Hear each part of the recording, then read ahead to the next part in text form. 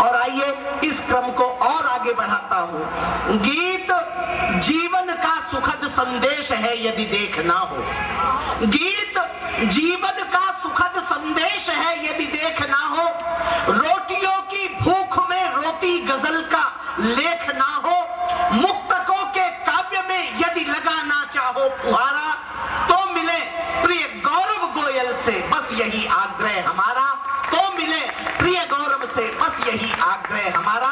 हमारे नगर की आंगन की तुलसी के रूप में हमारा यह कवि आपके मध्य है। आंगन की तुलसी के लिए अतिरिक्त आवश्यकता होती है, इसीलिए आपकी मधुरिम तालियों के बीच भाई गौरव गोयल। हाल भरी पिच है और सामने बहुत सारी नई गेंद, तो निश्चित है मानसिक रूप से थोड़ा सा दबाव होगा, लेकिन आपकी ऊर्जा जब मिलेगी तो एक एक रन सुरक्षात्मक रूप से लूंगा तो पारी को अच्छी शुरुआत देने का प्रयास करूंगा। एक बार आपकी ऊर्जा मिल जाए, पंकज भैया सामने बैठे हैं, उनको प्रणाम करता हूं। और भैया थोड़ी सी ये लाइट ना थोड़ी सी इधर उधर कर लो, क्योंकि इसकी कृत्रिम रोशनी से मेरी प्राकृतिक रोशनी जाती कि बेटा भाई नर्स ने मतलब एक हॉस्पिटल में एक बच्चे ने जन्म लिया और जन्म लेते ही नर्स से पूछा कि सिस्टर सिस्टर क्या बिजली आ रही है? सिस्टर ने सिर हिलाया, नहीं बेटा बिजली नहीं आ रही। अब बच्चे का उत्तर के प्रति उत्तर सुनना और आपको लगे उस बच्चे ने आपके मन की बात कही है तो यहाँ पूरा पंडाल मुझे समर्थन दे, तो नर्स ने कहा कि नहीं बेटा बिजली नहीं आ रही, तो बच्चा कहता है तेरे की साला फिर यूपी में पैदा हो गया। बंधुओं, 23 मार्च 1931 का दिन हम सभी को याद है।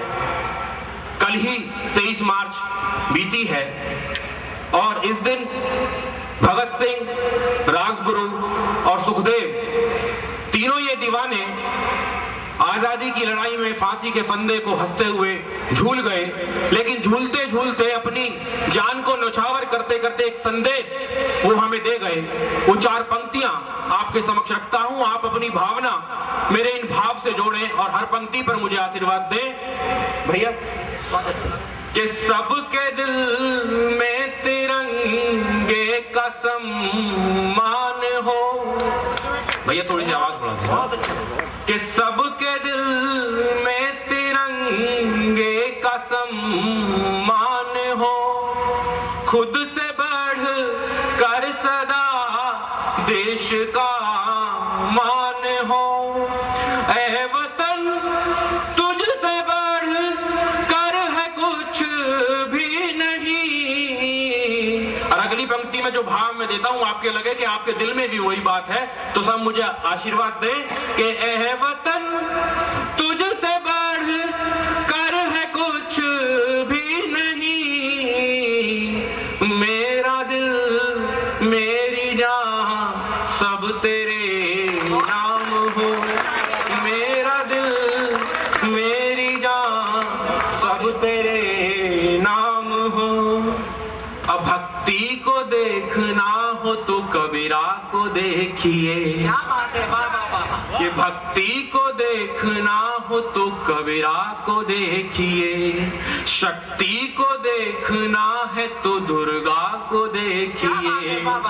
प्यार क्या है ये अगर समझना है हमें। और अगली पंक्ति में एक प्रमाण देता हूं पवित्र प्यार के, इससे बड़ा अलंकरण, इससे बड़ी परिभाषा इस पूरे विश्व में कहीं नहीं है, कि प्यार क्या है ये अगर समझना है हमें, कान्हा के रंग में रंगी मीरा को देखिए, कान्हा के रंग में रंगी मीरा को देखिए, कान्हा के रंग में रंगी मीरा को देखिए। मैं प्यार पर लिखता हूं। भैया ने कहा कि मुक्तक बिल्कुल 2 मुक्तक प्यार के सुनाता हूं, उसके बाद एक रचना जो मेरी बिल्कुल नहीं है उसे आप तक सुनाऊंगा। नौजवान दोस्त और साथ साथ मेरे अग्रणीय बुजुर्ग भी मेरे साथ इस प्यार के मुक्तक पे जुड़े। भैया कि पहले नहीं हुआ था जो इस बार हो गया, कि पहले नहीं हुआ था जो इस बार हो गया। अगली पंक्ति पर मुझे दाग मिले कि पहले नहीं हुआ था जो इस बार हो गया, मैं कैसे कहूँ मुझको तुमसे प्यार हो गया। हर एक कोने में इश्क के बीमार बैठे हैं, हर एक कोने में इश्क के बीमार बैठे हैं। सैकड़ों मर चुके हैं, करोड़ों तैयार बैठे हैं। कि पहले नहीं हुआ था जो इस बार हो गया, मैं कैसे कहूँ मुझको तुमसे प्यार हो गया। मैं कैसे कहूँ मुझको तुमसे प्यार हो गया। दिल ने ही दिल से बात की अधरों से बिन कहे, कि दिल ने ही दिल से बात की अधरों से बिन कहे। नजरों ने नजर से कहा इकरार हो गया, नजरों ने नजर से कहा इकरार हो गया। मैंने जिंदगी को लेकर एक गीत लिखा। मैंने देखा कि किसी भी व्यक्ति से आप जिंदगी के विषय में बात करिए तो उसके अपने तर्क हैं, अपने जीने के तरीके हैं। किसी से पूछो साहब जिंदगी कैसी चल रही है, तो कहता साहब कट रही है। किसी से पूछो साहब कैसी चल रही है, बोले व्यस्त हैं। किसी से पूछो मस्त हैं, किसी से पूछो स्वस्थ हैं। कोई कहता है त्रस्त है, कोई ये नहीं कहता मस्त हूँ, स्वस्थ हूँ, व्यस्त हूँ। तीनों जगह नहीं मिल रही। अब ऐसा एक फकीर से पूछ लिया कि जिंदगी क्या है। डॉक्टर साहब एक फकीर से पूछा तो उसने कहा कि एक फकीर ने कुछ इस तरह जीवन की मिसाल दी। अब फकीर ने यह सोचा कि एक फकीर ने कुछ इस तरह जीवन की मिसाल दी, लेकर के धूल मुट्ठी में हवा में उछाल दी। ये उसके जीवन को देखने का नजरिया है। आचार्य चार्वाक पहले कह गए यावत जीवेत सुखम जीवेत ऋणम कृत्वा घृतम पिबेत भस्मीभूतस्य देहस्य पुनरागमन हा कुता। ये उनका तरीका है। महाराज श्री प्रवचन में कह रहे हैं कि जीवन सांसों का वो सुमन है जो परम पिता परमेश्वर के चरणों में अर्पण करने के लिए हमें प्राप्त हुआ है। तब मैंने जिंदगी के प्रति क्या मेरी सोच है, हर पंक्ति में आप अपनी जीवन को देखें, आपको लगे मेरी और आपकी पंक्ति की भावना एक है कि अधरों पे जो सजा रहे वो गीत जिंदगी, कि अधरों पे जो सजा रहे वो गीत जिंदगी, जो खुद से हम निभा रहे वो प्रीत जिंदगी। ले छंद ताल सुर के बिना भी जो बज रहा। अगली पंक्ति पे अपने दिल की धड़कन को महसूस करना कि ले छंद ताल सुर के बिना भी जो बज रहा है, दिल की धड़कनों का वो संगीत जिंदगी है, दिल की धड़कनों का वो संगीत जिंदगी। अच्छा, वागीश भैया का इतना स्नेह, इतना दुलार, इतना प्रेम मुझ पर है। मुझे अक्सर अपने साथ अनेक जगह कवि सम्मेलनों में ले जाते हैं, कुछ दान दक्षिणाएं भी दिलवाते हैं। पता नहीं क्या हुआ, क्योंकि मेरा घर है पिलकुआ, तो यही बात है। वागीश भैया बोले भाई गौरव, इस बार भारत विकास परिषद द्वारा जो कवि सम्मेलन हो रहा है इसमें तुम्हारे पेमेंट दिया जाए। हम चौंके। मैं अपने घर में हमें मुद्रा मिलेगी। मैंने भैया से कहा नहीं भैया, मैं सोचना भी मेरे लिए पाप है। इस संस्था के अध्यक्ष रामभूषण गोयल भैया मेरे बड़े भैया, सचिव राजीव गोयल मेरे बड़े भैया, सारे लोग मेरे अग्रज हैं, मैं तो ले नहीं सकता। पर भाई साहब गुस्सा हो गया साहब, ब्राह्मण के क्रोध के सामने बनिया कितनी देर टिकेगा। नहीं, मैंने पहुंचवा दिया था। हमने सरेंडर कर दिया साहब। मैंने कि ठीक है भैया, ठीक है भैया, आप जो उचित समझे वो दे देना। बोले नहीं, तुमको कितना लेना है ये भी तुम्हें ही बताना होगा। अब ये दोहरी मापदंड, भाई साहब मैं तो बड़ा परेशान हो गया। मैंने सोचा, मैंने यार कैसे काम बने, अपनी इज्जत भी रह जाए और बात भी बन जाए। मैंने कहा अच्छा एक काम करो। अच्छा, राजीव भैया रामभूषण भैया दोनों बैठे बैठे हंस रहे थे।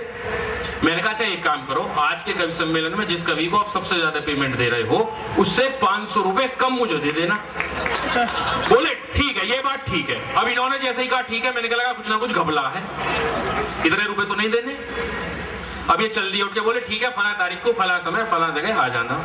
मैंने हाथ पकड़कर कहा, मैंने भैया इतनी सारी बात हो गई, बताओ तो सही मिलेगा क्या। बोले भैया आज के कवि के सबसे महंगे, आज के सम्मेलन के सबसे महंगे कवि हैं डॉक्टर विष्णु सक्सेना, और उन्हें हम दे रहे हैं 500 रुपए। तो अपना तो 0/0 मामला हो गया। फिर जिंदगी से जोड़ता हूं कि बहती नदी के पानी सी होती है जिंदगी, कि बहती नदी के पानी सी होती है जिंदगी, हंसती है कभी तो कभी रोती है जिंदगी, मानो तो बहुत कुछ है ना मानो तो कुछ नहीं।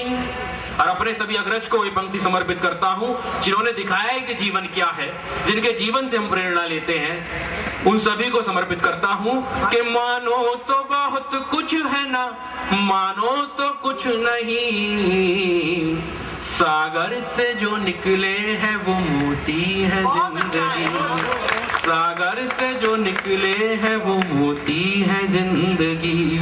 और साहब जो जिंदगी को वास्तव में महकाते हैं ना, उनके लिए किसी ने कहा है कि जो फकीरी मिजाज रखते हैं वो ठोकर पे ताज रखते हैं। भैया जो फकीरी मिजाज रखते हैं वो ठोकर पे ताज रखते हैं, कल की चिंता नहीं है उन्हें, वो मुट्ठी में आज रखते हैं। तो ऐसे लोग वो हैं जो सागर से निकले हैं कि बन कर के लहू दौड़ती हर नस में जिंदगी, रहती है हर घड़ी कश्म कश्म में जिंदगी, रखना इसे सहेज कर ये जितने दिन भी है। अगली पंक्ति में नसीहत देता हूं और चेतावनी देता हूं, जो समझ जाए वो तालियां दें कि बन कर के लहू दौड़ती हर नस में जिंदगी, रहती है हर घड़ी कश्म कश्म में जिंदगी, रखना इसे सहेज कर ये जितने दिन भी है, बन कर के धुआं उड़ रही हर कश्म में जिंदगी, बन कर के धुआं उड़ रही हर कश्म में जिंदगी। दो शेर सुनाता हूं डॉक्टर साहब। अपनों के बीच में वो बात पढ़ रहा हूं कि कदम जो बहकते थे अब कुछ संभलने लगे हैं। अगली पंक्ति पर आपको लगे कि ये बहुत जरूरी है संभालने के लिए, वाईपी सिंह जी, कि कदम जो बहकते थे अब कुछ संभलने लगे हैं, मेरे साथ मेरे अपने जब से चलने लगे, कि मेरे साथ मेरे अपने जब से चलने लगे हैं। और दुआ कीजिए फिर से हो खुशियों का बसेरा यहाँ, कि दुआ कीजिए फिर से हो खुशियों का बसेरा यहाँ, धीरे धीरे ही सही लोग घरों से निकलने लगे हैं, धीरे धीरे ही सही लोग घरों से निकलने लगे हैं। और आसमां छूने की ख्वाहिश को मिला जो हौसला, कि आसमां छूने की ख्वाहिश को मिला जो हौसला, बनाकर टोलियां परिंदे फिर से उड़ने लगे हैं, बनाकर टोलियां परिंदे फिर से उड़ने लगे हैं। बहुत बहुत धन्यवाद।